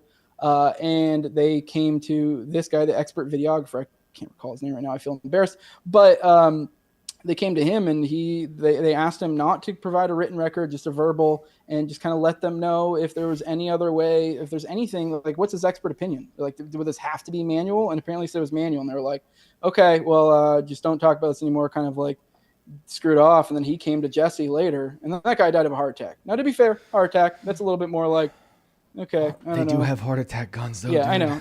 That's when they bring out the gun. You're like, all right, we got to be a little less suspicious. And that's the problem is like the more and more you look into these things, you could drive yourself crazy. Like Yes. when these sort of events happen, we haven't had an Oklahoma City bombing type of event, but we have had crazy mass shootings. Is it hard for you to suppress any feelings about what you've learned from Oklahoma when you see other things? Or are you constantly like, that could be this, but you're suppressing it or not suppressing it at all? Oh, or like, am I immediately like, whoa, what's going on here? Yes. Like, I mean, but I don't necessarily think that's a bad thing. I mean, you're just not accepting reality as it's presented to you. Yeah. Or they want you to see it, because it's not always the case. Like, so, and that doesn't mean, I do think you got to kind of keep your head on a little bit and not immediately think everything is something. But at the end of the day, you'll start picking up these patterns. You'll start noticing things, and you'll start to be like, whoa, that's weird. Why was that one mass shooter in Maine talking about hearing voices? Whoa, I'm starting to notice patterns here between other shooters. What is going on? Oh, MK Ultra, they have did again. Now, do they have the ability to dig into your? They claim to have the ability to be able to talk in different frequencies into your brain. They've made those claims. I don't know. I was thinking about how I think it was Eli Lilly is the pharmaceutical company that made all the acid for the government for MK Ultra. And speaking of the mass shooter in Maine, who was seemingly insane and probably on SSRIs, like most of them are, the people who invented Prozac, SSRIs, are also Eli Lilly. It's interesting to me. We got to be very careful. Keeps you up at night. Oh, yeah. What's up? What are you gonna say? I was just thinking about it. Made me think of something from earlier. You were talking about fear ritual, and we've kind of touched on MK Ultra a little bit here, so I think it makes sense to kind of go into it. And also, sorry, I can't think of I couldn't even think. We were talking about SSRIs, MK Ultra. You were talking about how she kind of doubted. God, this is going to drive me nuts. You're speaking too much. Yeah, too much truth. she seems to, be a little bit skeptical about this sort of stuff. And we talked about MK Ultra, and if you start digging into MK Ultra, you learn a lot of it is kind of based on, not all of it, but a decent amount of it is based on the idea of DID, dissociation identity disorder. It's about essentially manipulating trauma, essentially inflicting trauma on people, and then taking the normal biological trauma responses and using it to your advantage. And essentially, that's just a micro version of what false flags are, if you really think about it. So once you extrapolate that concept outward and build upon it, it just kind of like, it's like of course, of course they've taken these principles and applied them on the big stage. Although I feel like they probably were already doing that well before, but now they have a little bit more of the research behind it, a little bit more of a fine-tooth idea of how this works. So I think it's a similar thing. I mean, when you're inflicting a 9/11 or an Oklahoma City bombing or whatever mass event, or January 6th even, on the people, like what effect does that have to certain people that are susceptible to it, and what does that do? And it's the same kind of idea on a micro level with things like insane individual trauma done to people.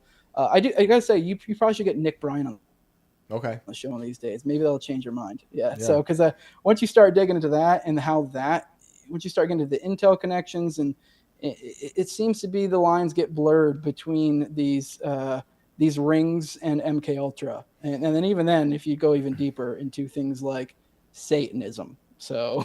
Oh yeah. Well, yeah, we're gonna have BX on soon. And I know she knows about some satanic cults. I mean, how many people died in the Oklahoma City bombing? Oh, 100, over 160 something? That's like 168. 169, I think, if you count the leg. Because there's like a whole thing about a leg, I believe. That was just like, where's this leg come from? But, there was like an extra leg. Right. Yep. There's a whole, people have written tons of articles on the leg. So it's been covered quite a bit. Like they couldn't match it to a body. Yes, they couldn't match it to a body. So. I also want to say a lot of people try to think that, a lot of people say that might have been like John Doe 2, and that like essentially a bunch of its body got like eviscerated, and that's why we don't see it. But I don't know. Before we go to callers, I also want to say, like, I don't think that maybe every one of these atrocities are all perpetrated by some crazy conspiracy. However, when I talk about fear rituals, I think that the government takes advantage of them, whether they did it or not. They're more like likely to me, because I'm like, okay, you want to, kidnap a mayor, or maybe like a couple people get shot, but like you're talking 168 people, including children. I mean, that just seems. Yep. But when you look at Northwoods, I mean, they were willing to do those type of numbers. Yeah. Like they were willing to take down planes, do mass shootings. Yeah. So it's like, when you know that, it's unfortunate that you kind of have to apply that to other events. And they did do it repeatedly in Italy, South America, Vietnam, and in Gladio. Gladio was connected to the CIA. There were CIA connections. It wasn't just like UN stuff, or like Europe stuff. So we were involved in that as well. So they have been doing it. It's just a matter of like, at what point are you really going to be like, oh, well, they really just have this one sticking point of not the US? Right. I don't know. I mean, I feel like at a certain point, I think people sort of be like, well, that's a little bit naive. Right. I'm not trying to be meaner, but like, yeah, it's just kind of like, why wouldn't they? Why wouldn't they? They could also know about things prior and just let it happen, which we see happening today around the world. We see possibly with 9/11, like they knew certain things and they just decided not to. So yeah, it's good for people to know these things, I think, and think about them, and just be aware, because they use this as, the fear rituals are a tool of manipulation to make you bend the knee to whatever reality they want you to support their wars, to give more money, to vote for they want to vote for, and just to keep you in line, right? They like everyone being afraid of everything, being afraid of your neighbor, being afraid of your, people overseas, anybody. They love the fear, and it changes constantly. Well, I'd like the ritual to be more like, bring us all together. There's not a lot of money in that. There could be. There could patriotism, I don't know. Yeah, I know. Sell more flags. 9/11 did sell a lot of flags. Exactly. We got to abolish the state first, and then we'll get there. There we go. That's a whole other conversation for another day. Jose, where can people find you? Where can they watch your videos on this? I have if you check me out on YouTube, it's a lot easier if you want to check out my series. I tend to do a lot of series lately. And if you go to YouTube, there's that playlist function. You can check that out. Although I would like a lot of you guys to go to Rumble, because I do touch on some saucy stuff sometimes, and I don't know how long I meant for YouTube, but just for the convenience of finding my stuff in one easy location together, because I did something in the realm of almost 20 hours of Oklahoma City bombing content that was kind of like meant to be a series together. So that's probably the best place to find it. I'm also on all the major auto podcatchers, but that's the No Way Jose podcast. I also now have been doing with my buddy Austin Picard. I've been doing once a week live call-in show, kind of competing with you guys. You did it before us. Yeah, we've been just talking about kind of so we're just kind of covering parapolitics, a lot of stuff in this kind of realm, and just kind of shooting the bull, get a guest on every now and then. But that's every Tuesday at 9:30. So pop in for that. Give us a call. But yeah, also follow me on Twitter at Tower Gang Jose. I think that's it. Appreciate you having me on, Shane. Yo, shout out to Tower Gang. Shout out to you guys. Tower Gang. I forgot Tower Gang. Yeah, you got the Tower Gang podcast every Wednesday at what time? On at 9/11. I can't believe I forgot that. You just at and that is offensive comedy. That's offensive comedy. Yeah, it is, and it's great. And dude, thank you so much for being on. We'll have to do this again, and have a great rest of your day. Bye. Amazing. I'm gonna read one of these. We got one super chat so far, I believe. This is a really important. Are you sure you want to read that one? This is a really important one. It's from the CEO of Fat Girls. So they said blah blah. That says a lot. But that's fair. But thank you for your money. But that's fair. That is fair. That's what I hear when I hear myself, honestly. I know. I'm like scrolling through my head is Instagram and I have to see one of these clips. I'm like, oh God, there's that guy's voice again. Blah blah. So man, shout out to Jose for coming through and doing that. He was great. Who do we have? We have Brendan. I'm going to bring in Brendan. Sick.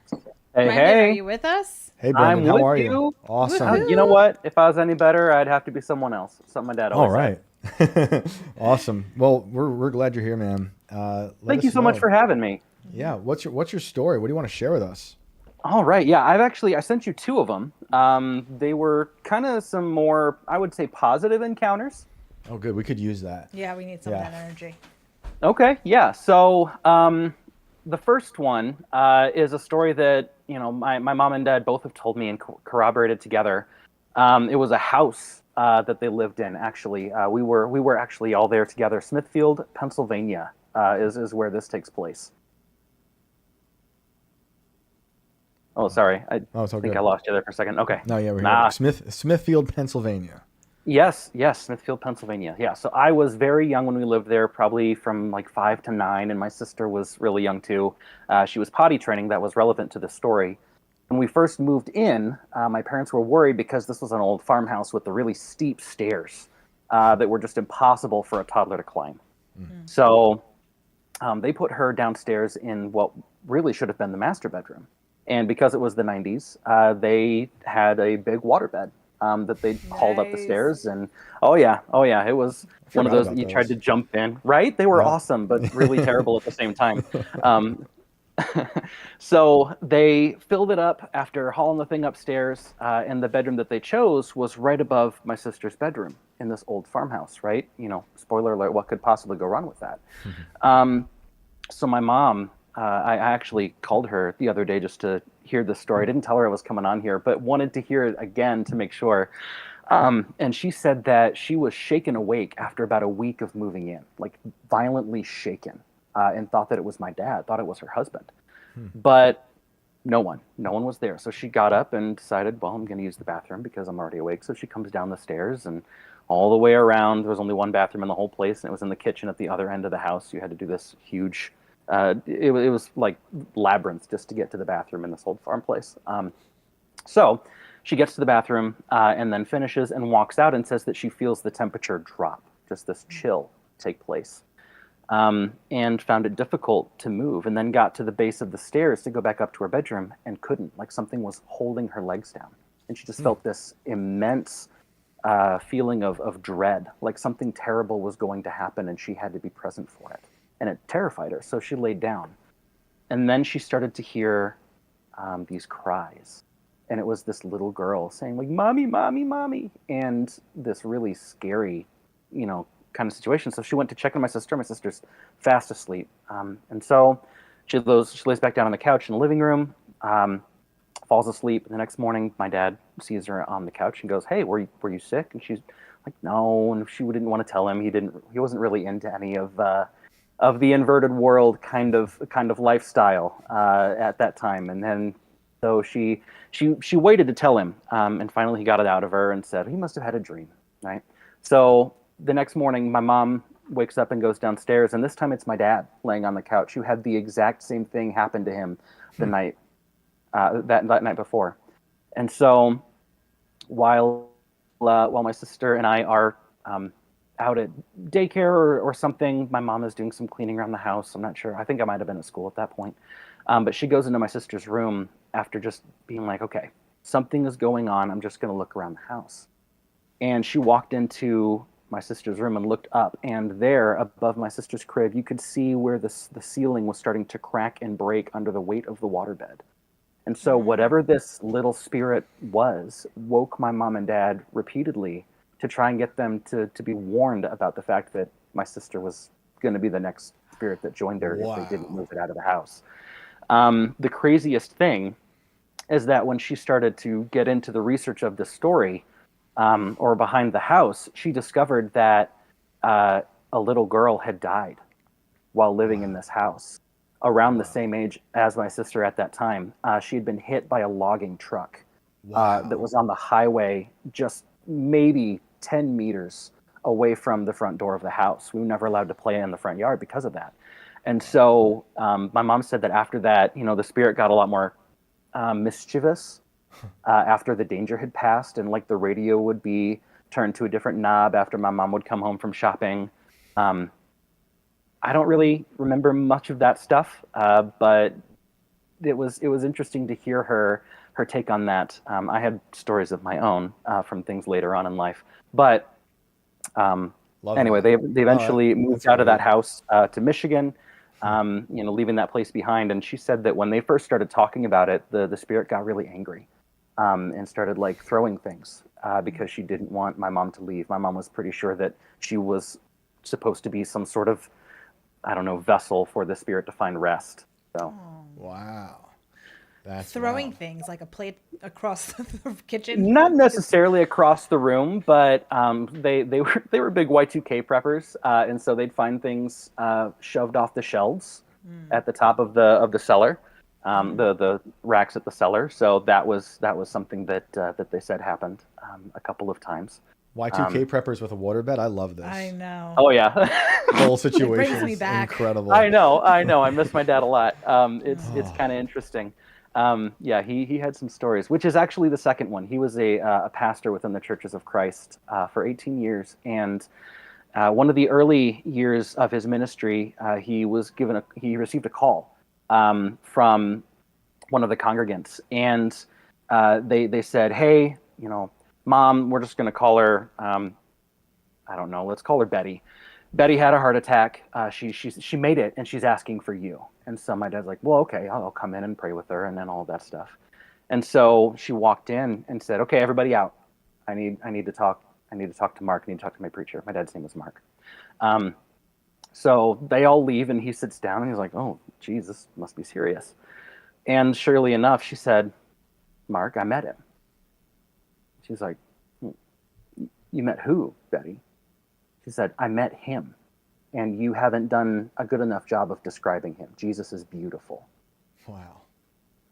And my dad's jaw kind of dropped, and he said, "Okay, well, what happened?" She says, "Well, I was sitting in my rocker doing my crocheting, and then he just walked into the room, bright as the sun, but not blinding me."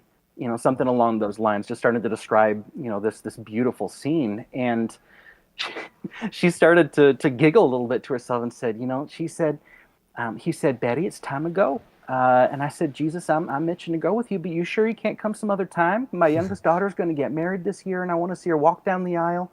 And my dad at this point, he's like, "Okay, this must have just been some weird thing right before death." And she said, "Mark, I'm serious with you. What he said was, 'How's a year sound?' And I said, 'Jesus, I'll take it. So start writing my funeral because I've only got a year left.'" My dad kind of brushed it off. And y'all, a year to the day, she died. No. No. 1 year later to the day. Oh my goodness. Do you mind if I ask how she died? Do you remember? Natural causes. She was as Holy healthy and moly. fit as can be and was totally fine, full recovery from her heart attack, but just died in her sleep. That's wild. It was nuts. Absolutely That nuts. is wild. It reminds me of the story we heard about, like the guy with the dream. Yeah. You know, in the Cinco with de his- Mayo. yeah. You know, like kind of knowing that these dreams have some sort of premonition in them. That's a crazy story. Those are two crazy stories. I don't want Jesus coming to me and telling me. Well, I certainly do. I do. You And, do? You yeah. want to know your I mean, date? I don't I want to know mean, my if date, he but comes to you, then you know where you're going. yeah. I mean, yeah. I like that. I like that. That's the first time I've ever heard someone meeting him and having like an offer given back. Right? That was the weird thing for him too. He was like, this can't be real. But she died a year to the day. Betty must have been a special lady. Betty must have been. She And prayed a I lot. obviously I don't remember her real name. Right, And I wouldn't right. have given to it just because we don't want to dox anybody. I don't want to But dox yeah, Betty. that was hashtag don't dox Betty. Don't It's gonna dox be great.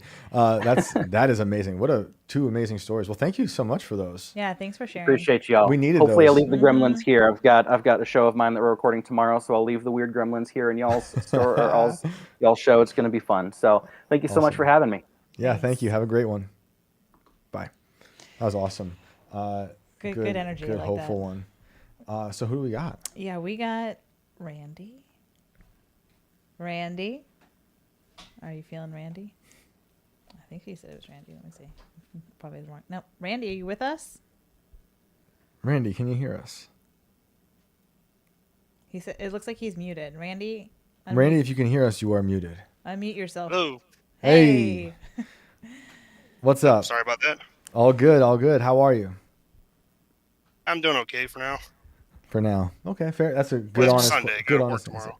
Oh Yeah, yeah, yeah. I know. Hey, we're working now, so. Well, before we get to work tomorrow, what cool story do you have for us tonight? Just one short story I have, happened 10 plus years ago when I was living down in Florida. And as far as I know, it's the only paranormal experience I've had. Let's hear it. That's good. All right, well, see, I moved down there with my brother and sister. We were all going to college, going to start working. It was the first time going out on our own. And shortly after I got my first job, I fell into a little depression. You know, the job was fine, but for the most of the week, I was like pretty isolated. And because of everyone's schedules, I probably wouldn't see or speak to anyone for most of the week until the weekend. I don't know how much of this actually leads into it. No, But go then for it.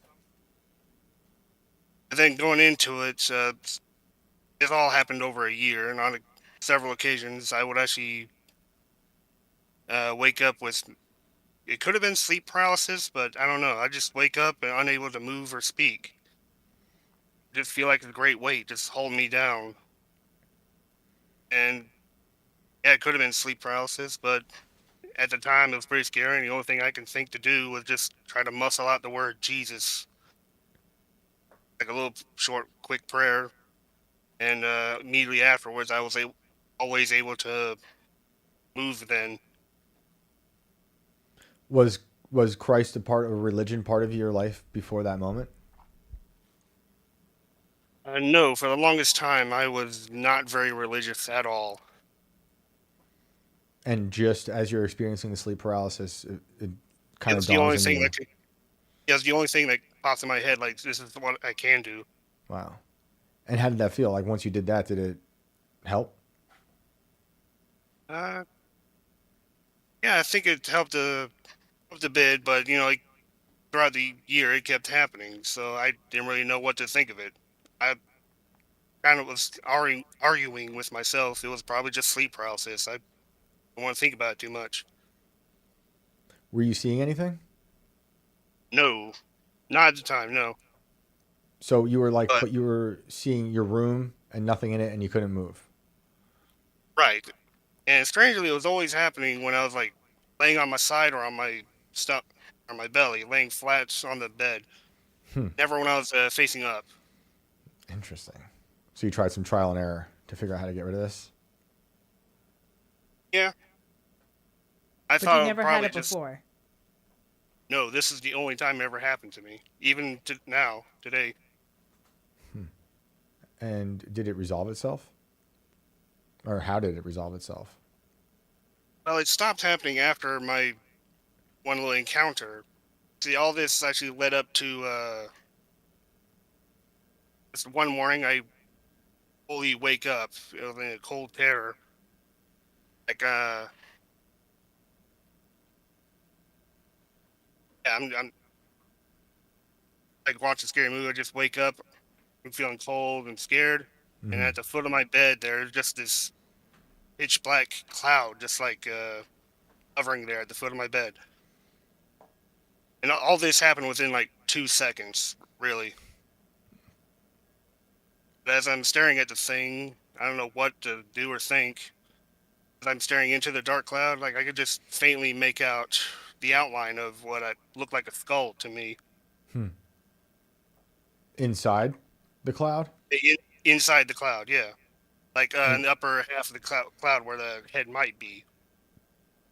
And as I'm laying there, like this is the first time and only time I was like laying on my back, I'm like fully awake and I see this thing. And then I can swear I just feel like the breath was just coming out of me, like I'm being drained almost. wow. And as soon as I wake up, I see this thing. A second or two later, the thing just shoots to my left, right where the windows are in my room. It just shoots out of view and completely gone. And only then can I actually get up and move again. When it was hovering over you, was it moving or was it still? It was pretty still, like the black cloud was probably withering a bit, like nothing, but the thing itself was stationary, just standing there at the foot of my bed. Until it moved quickly to the other direction. Until it just shot straight out to my left, out of view. I couldn't see it anymore. And that's how it disappeared. It didn't did you watch it go through a wall or just dissolve in front of you? No, it just shot out of view, out of my peripheral. I didn't see anything after that. I'm just guessing it went out the windows because they were to my left, out of view. What did you make of it? Like after that happened, how did you feel? Do you feel like it was part of the sleep paralysis, like you were dreaming or half awake, or do you have another way of thinking about it? I realized I was like fully awake. I was shaking a bit. It was cold. I sat up immediately and that was the first time in so many years I actually set out a full prayer, like, please watch over me and my family, protect us from evil. And this is really what got my interest in religion back. That's great. That's great. I love that. Where has anything else happened since? That's weird, or was that kind of like the last? That was the one and only encounter I've had. I mean, after that, I started praying semi-regularly, but yeah, after my belief came back and started studying the Bible a bit more, that was the one and only time. Do you have a certain prayer or a part in the verse in the book, in the Bible, that you use when you're feeling like this or trying to ward these things off? Not really, but the constant thing I do pray is just watch over me, my family, and this household. Perfect. Yeah, I do that as well. And I also, like, the Psalms have some of the best prayers to ward off evil and demons. So I recommend going through that and seeing what you find. The Psalms are some of the best written poems ever about everything, not just warding off spirits, obviously. There's love of God, but there are those in there as well. But thank you so much for the phone call. Thank you. Sleep well, Randy. That was almost like a threat, Alex. My goodness, this man doesn't need any more threats in his nighttime. I feel like I get sleep paralysis sometimes too. Maybe it's just stress. When I drive home after this show, I feel like I'm in sleep paralysis. I don't know how I got home. It's weird. Yeah, I've definitely experienced that feeling of like you're laying there and you're awake, but your body feels very heavy and you can't like get up. I did once have sleep paralysis in that old house I talk about where I grew Yeah. up, and it was like a many tentacled, like dark shadowy figure on the ceiling dancing above the room. And that also was, I shared the bedroom that boy used to have, that was murdered in my house in 1979, Yeah. previous to us living there. So I always thought that had something to do with it, but I have no idea. Maybe. It's also the same house where I saw a shadow hand. Yeah. And I don't know. I think it was just like a hellhole, like actual, like from Buffy. Remember they Yeah. had like that place had a hellhole where all the yeah. bad things were coming up. I'm pretty sure that house was on top of one of those. It's also at the bottom of a landfill. Yeah. Very There's a lot of poltergeisty. weird things happening in that place, Yeah. but I felt that. Do we have another caller? Yeah, we do. Who we got? And they're Alex. I wonder if it's a boy or a girl. Oh shoot! Alex, are you with us? Oh boy. Oh, you're muted, Alex. Go ahead and unmute yourself. There we go. Now we're unmuted. Yeah. It's a boy, Alex. What's up, Alex? Hey, thank you guys for taking my call. I've actually been listening to Shane now since you released, I want to say it was Ghosts in the Machine, like 2 years ago. That's too long. You've listened way too long. No, I'm just kidding. I'm just kidding. Thank you for that. Yeah, that was, I guess, Which one was that? that was about. So Alex was the sound producer on that, and Chris Carr was the editor on that story. That was, I believe, the simulation story of my grandma passing away. And then I believe that's the first time I told the story about The fan. this fan. Yeah. Well, Yeah. I appreciate that, man. Yeah, like I said, been a fan of the show for a long time. I was really trying hard to get my story in last week for Father's Day, so this would all tie in. Oh, right, that was you. Thank you for that. Yeah.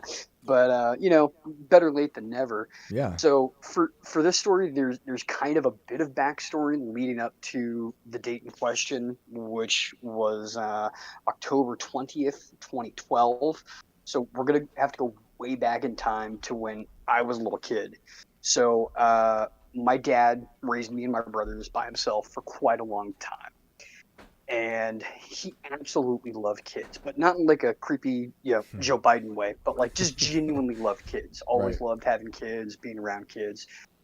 And so as we got older, my dad used to always say things like, hey, whichever one of you, gives me a grandkid first, you guys inherit my legacy, And as we got older, he kept saying the same thing over and over again, always saying, hey, I want a grandkid, I want a grandkid, I want a grandkid. So fast forward, I end up, at the time I was living in Florida, left Florida, moved to California, met my wife. Wife and I get married. Haven't seen my dad in years. Dad's able to fly out for the wedding. And even during the wedding, my dad pulls me aside. He says, hey, deal still stands. Whichever one of you boys gives me the first grandkid, you inherit, you inherit my legacy. So my wife and I, we got married in our early 20s. And, did I lose you? We're here. You're We here. hear you. Yep. Oh, We're good. okay. Sorry about that. Oh, no. We got married in our early 20s, and we were living our, best lives being newlyweds until, let's say it was early 2011 when I was finally able to tell my dad, hey, I got some good news for you. And I told him, you're going to be a grandpa. And he lost his mind. He was over the frickin' moon. Started planning to come out for the birth of his first grandchild. And we actually ended up having some serious complications with the pregnancy. My daughter was in fetal heart failure. She'd had a stroke before she was born. Oh my goodness. And their doctor said there was a 0% chance of her survivability. I don't know if you guys can see my profile picture for Discord, but my oldest daughter is the one in the medical stroller. So she has cerebral palsy because of the stroke and the complications to the pregnancy. But my dad was trying everything he could to get out to make it. We thought we were going to have an angel baby. So, unfortunately, things didn't work out. He lost his job at the college he was working at. They had restructured a bunch of stuff. laid off a bunch of adjuncts, and he couldn't make it out. Luckily, obviously, my daughter was born. So he started planning on coming out for her first birthday. And again, this is weekly. We're talking. He's super excited about everything. We're making these plans. And then October 8th, 2012, a week before my daughter's first birthday, I got a call while I was at work from my stepmom that dad had a fatal heart attack that night. And I was devastated. I mean, I hadn't seen my dad in years, Wow. Since 2007 at this time. And what was even more devastating was I knew he wanted to meet his first grandchild. That was his life's goal. Right. That was all he was planning for the longest time. So, October, kind of a rough month for me, but that October was especially rough. We celebrated my daughter's first birthday, plus buried my father. So we come back from the funeral, and a couple of days after my daughter's first birthday, I am coming back home from work, and we lived in this little apartment in Old Town that had an alleyway access. So I'd always shut the motorcycle off before I turned in the alleyway. That way I'm not waking people up. It's not loud, coasting in. And I coast in, get off the bike, go into the back door of me and my wife's apartment, open the slider, and she turns and she's cooking. And she turns and she looks at me. And, usually when I come home, wife's all happy to see me. Hey, how you doing? No, this was like 1,000 emotions flashed across her face, and I could not figure out. I'm like, just looking at her, I knew something was incredibly wrong. And I'm like, sweetie, what's going on? She's like, did you leave and come back? I'm like, no, I just got here. I just parked the bike. And she's like, no, you didn't. You walked through the front door about 15 minutes ago. You waved, went right back into the back room. Whoa. And I told her, I'm like, I just freaking got here. And I said, are you sure that you saw somebody walk through the front door? And she's like, I'm 1,000% positive. So I go and I start clearing the apartment. Right now, my wife has told me somebody has come through the front door. She saw it. She looked just like me. She swore it was me. So I'm clearing every room in the apartment.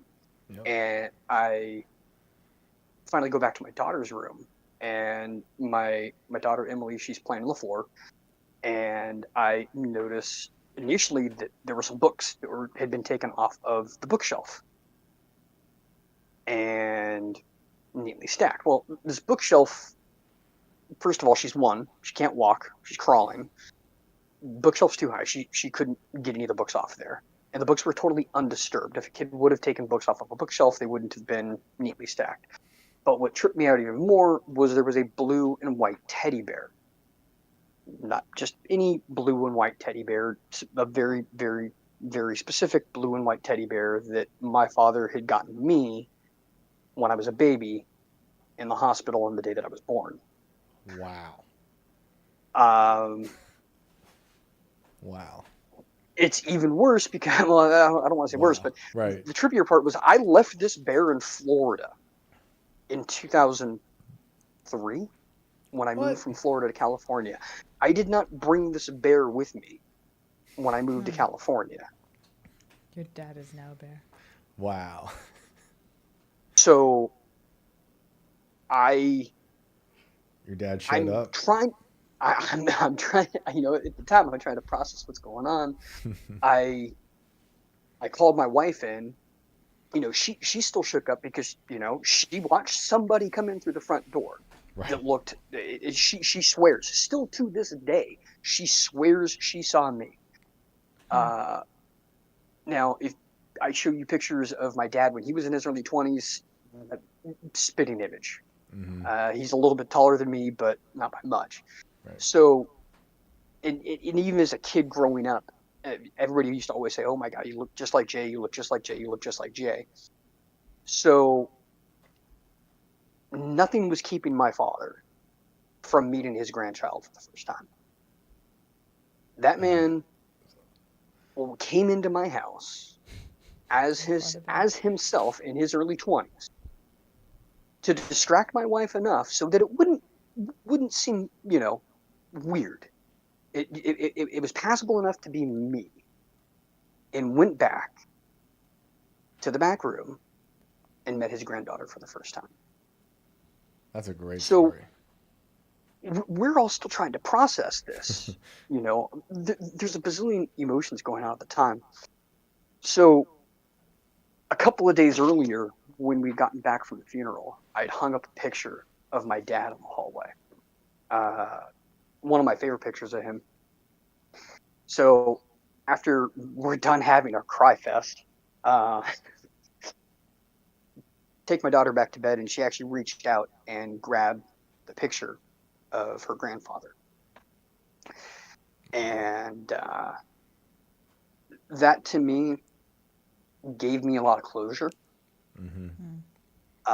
Knowing that, because it wasn't a one-off thing. It wasn't just something that just my wife saw. It wasn't just something that I saw. It wasn't just, these random sporadic things. There was so much evidence that had happened that there was no denying that's exactly what had happened. Right. He 'Cause definitely I ended wanted up you to know that he was there to meet his granddaughter. 100%. 100%. So That's a beautiful story. Well told, beautiful story. That's amazing. Do you guys still have that there? yes, we do. As a matter of fact, it sits in my daughter's room, and it's a little bit. So we're actually pretty positive that he still visits from time to time. My daughter is nonverbal, but occasionally she will randomly wake up middle of the night and she will just be laughing and giggling and making all sorts of fun noises, and you'll go in that room to check on her, and it's a little bit cooler than all of the other rooms. And usually her room is one of the warmest rooms in the house. And this has happened, I would say probably a dozen times, where go in there and she's just having a blast, and I'll ask her, I'm like, is Grandpa? You hang out with Grandpa? And she's nonverbal, but she can communicate in some ways. So she can say, wow. And she can say, da, and, if I ask her, if it's cool in there, if she's partying, and I go in there and I just hang out with Grandpa, she'll get stuck on this loop. Just Wow. And it is the most adorable thing in the world. Yeah. And,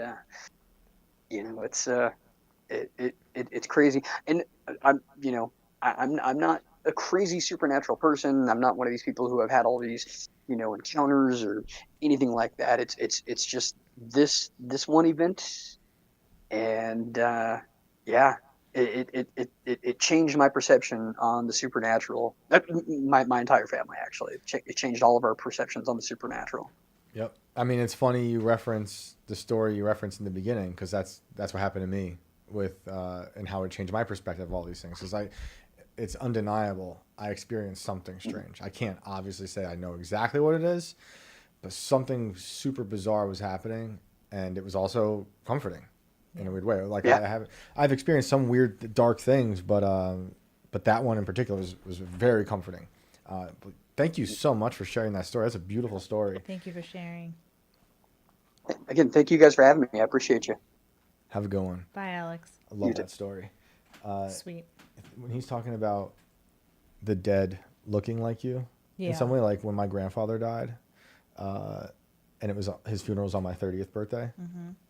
at his funeral, all his friends were there, and they were all, they're all in their 80s, and I looked like him exactly. So they all kept calling me his name, Norman, because and it was weird because it was like, and I was all of a sudden for the first time in my life making his facial expressions. I do them now, I think, still. Like there were certain things I was doing with my eyebrows that I didn't do before, and then they're calling me Norman, and I'm doing it. I can feel it on my face. I'm like, that's a new thing that's happening, and it could be like, well, I'm just like psychologically screwed up right now, and I'm repeating what he would do with his face, but like it was involuntary. It was so bizarre, and it was happening all day. They'd be like, "Oh, Norman," and like it wasn't always like they were just calling me Norman. It was like out of like a mistake. It was like they actually legitimately thought I was him. Like I felt like I was him at his own funeral on my birthday. You were comforting them in some weird way. Super weird. Yeah. Well, that was awesome. That was great. Yeah, what a great call. Do we have anybody else? Just Bertman. Let's bring that guy in. Okay, here. let's bring in Bertman. Yo, Bertman, are you with us? So, Bertman, before you talk, thank you. Bertman's been running Discord for 7 shows now behind the scenes. You've been killing it. Thank you so much. Really appreciate everything you've been doing for the show, man. And also appreciate that article you wrote, which is a great article. Everyone's got to go find it on scannr.com. And so how did writing that article about Yiki change the way you looked at Oklahoma City bombing? Were you familiar with any of that beforehand? Well, yeah, thanks, Shane, Alex. So I told Jose this. I basically had a very general understanding of the Oklahoma City bombing when I wrote the story. It's kind of like what he was saying. He's like a year older than me, so we had the same perspective on it, like it happened, and then 9/11 kind of took over. That was like our big thing. Watching when we were kids. So I really didn't know much about it. All I knew was that, oh yeah, some guy parked a truck, bomb went off, people died. That was about it. When he told me, I had seen him on Twitter, Jose, and he was going off about this guy, Yiki. He didn't kill himself. It was a cover-up, blah, blah, blah. And I was like, I don't know, this seems kind of above my head. I don't really know what's going on or who this person is. And, one day we made contact with each other, and he started telling me a bit about the story when he told me he got in contact with Terry's wife, Tanya. Yep. And, man, it was just like, as soon as he starts telling me, it's like you fall deeper into the rabbit hole, and you're like, what the hell is going on here? None of this makes sense. And then you look further into it, and you're like, hold on. The official narrative says X, Y, Z, but if you look over at what actual testimony says and, eyewitness is like, none of this adds up. How come we just brush this under the rug? And so, I mean, basically with the Oklahoma City bombing, like, yeah, it's kind of made me realize, like, wow, some of this stuff actually does get covered up, and they paint narratives. And then I kind of like what you guys mentioned about, as soon as I started looking into the mysterious death of Yiki, and then there's other mysterious deaths that happened with the Oklahoma City bombing, I was like, man, when are all the interesting suicides that happened right after January 6th? When are those going to get exposed? Because those are red flags to me already. Absolutely. It'll probably be a few years to 20 years, It'll happen. That story will break open. We'll find out so many more things, even though there were certain things at the very beginning of that happening, or local stories or videos or people in the news, agitators, accelerationists, people dressed as MAGA types who weren't MAGA types, and it'll all come out eventually. But like most things, certain people who are paying close enough attention saw it right away. Are there any details in the story after you're done writing it that stick out with you and that you like, that kind of haunt you when it comes to that whole atrocity? Honestly, just the scene of Yiki's death. The blood. Yeah, the blood in the car. The fact that he was I think it was like half a mile away from his car. The way he was found, it was like, it just sends chills down your spine knowing that he had 2 kids, and I don't know. It was just like, didn't sit right with me. It just creeped me out. Yeah, I think it was a smart choice to start with that scene because it's so underreported, obviously, and it's the same thing that a lot of corporate press types do when they talk about Oklahoma City or any other atrocity. You know, if you go on YouTube and look up Oklahoma City, they'll show you, and rightly so, because all these innocent people died, but they'll give you like all these stories of these innocent people, and what we lost, what families lost, all the grieving. But then you're showing a very human aspect to an underreported part of this atrocity that's way darker, in my opinion, than what we're being told. And it brings people into the story. And like you and like Jose, kind of sends you down this rabbit hole where you start. I mean, realizing all this crazy 168 stuff. dead and a leg. Got to know more about that leg. Oh, and I don't think we even talked like there was a daycare there. Like a lot of Yeah, children 'cause died, 19 right? children or something like that. Like a lot of children died. It was horrible. Jose knows a bit more about the overall Oklahoma City bombing story. My focus was basically on Yiki. Mhm. That was my rabbit hole that I went down. And I mean, the reason that I opened with that story was that right away, so many red flags, nothing adds up. You're telling me the guy slit his wrists, there's blood all over the car, he walked half a mile out, he shot himself in the head. It's like, none of this makes sense, guys. And you just, the neighboring, I forget the county that it happened in. Canada or Canadian county or something. Yeah, Canadian County. They weren't the ones that responded. I understand that he was Oklahoma City Police Department, but the crime happened in their county. Mm-hmm. That just doesn't make sense to me. I don't know. I'm not a police officer. I don't understand how this stuff works, but just red flags all over the place, and then so many other rabbit holes that you fall down. Can you remind me how they found his body? Do you know? Oh, dude. So I think somebody came across the car, if I remember correct. And that started like a search. I could be getting this wrong. That probably started the search. I know he had been in contact. Yiki had been in contact with some of his family earlier in the day, and they were kind of worried about him. Yeah, it's the whole story's just tragic, man. Yeah, it's super bizarre. It's so scary. People need to read that story and go watch Jose's stuff. And Bertman, how can they find you on Twitter, whatever they call that place? You can find me on Twitter, Instagram. I like yelling at people on Twitter at Man of Bert. You're always yelling at people. You on are Twitter. always yelling at people. I love it. I've only been on for 2 seconds, and I'm. You need to yell at more people, Alex. You need to Oh, me? I gotta I gotta yell at more people. What was that, try yelling Bert? at people. I'll help you.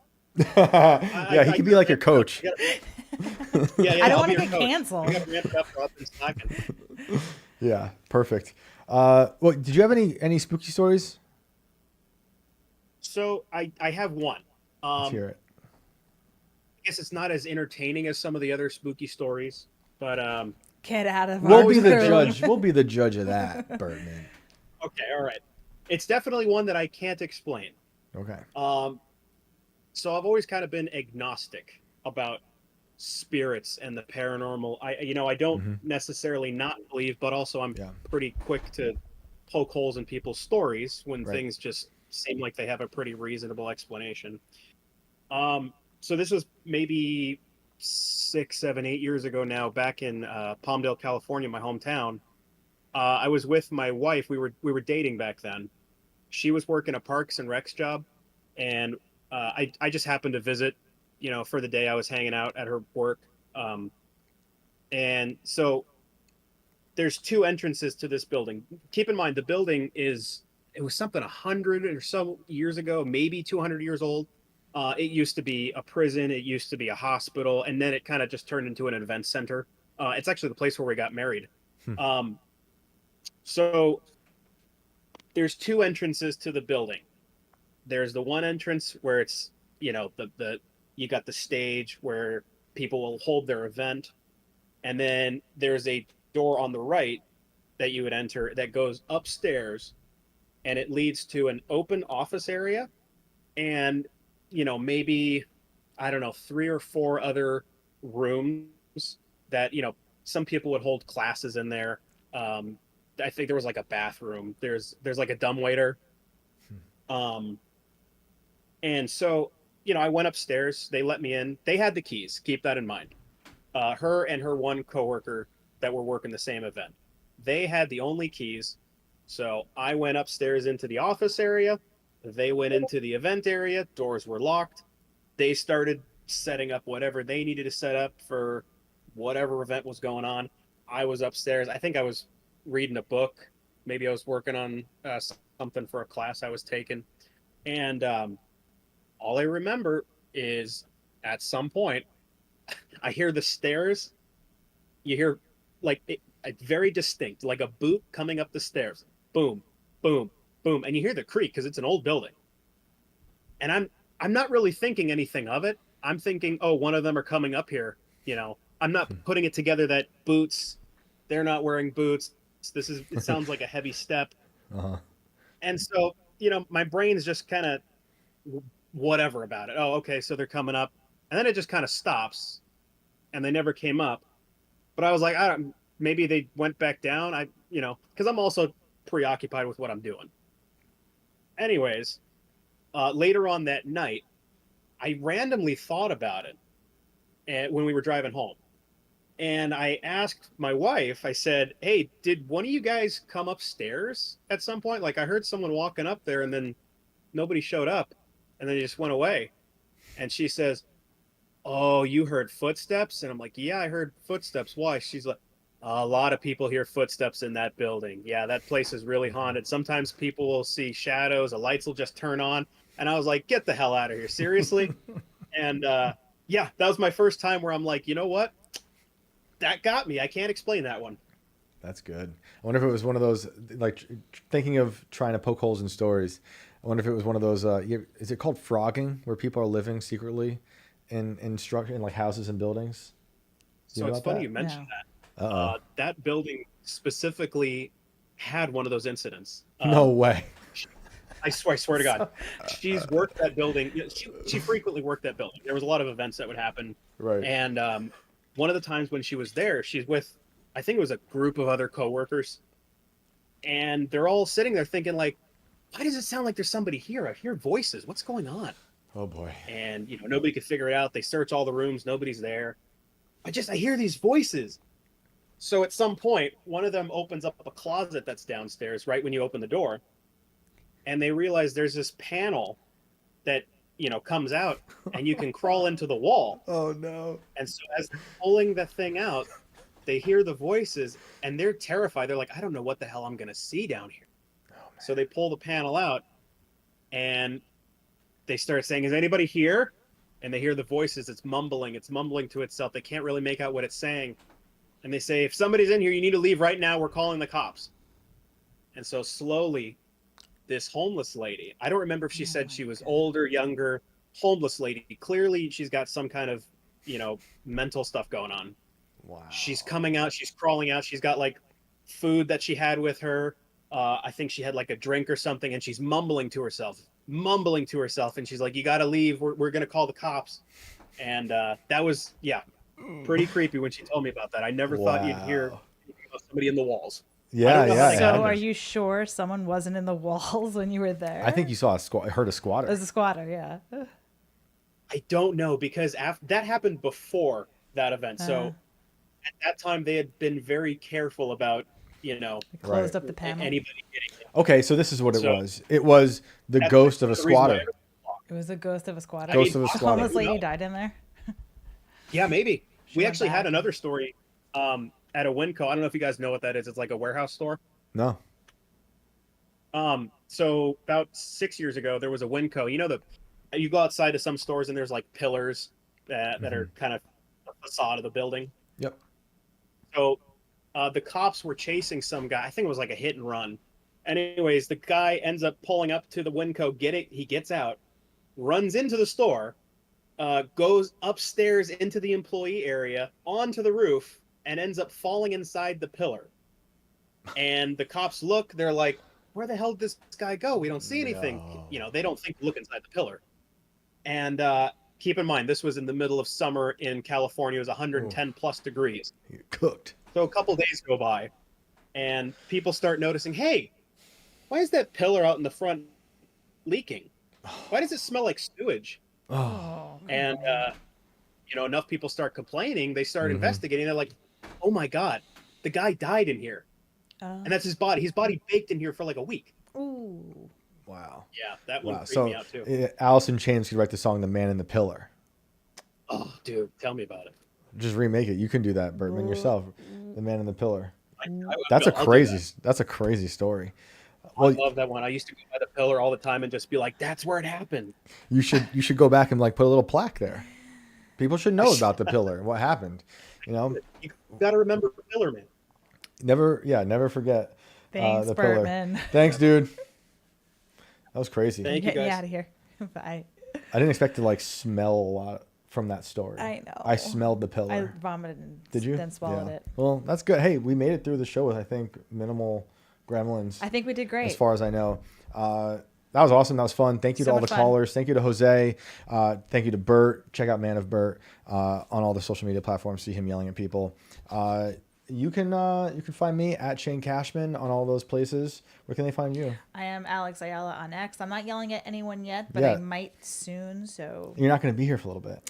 I won't be here for the next 4 shows. We're going to miss you. It's going to be a So little bit. it's going to be sad. I'll be, on standby to, But talk we'll the have gremlins we'll out have of the someone room. standing in the meantime that may or may not be a Don't ghost. miss me too much out there. Well, thank you all for tuning in. Tell them about super chats and Yeah, everything else. yeah, or yeah.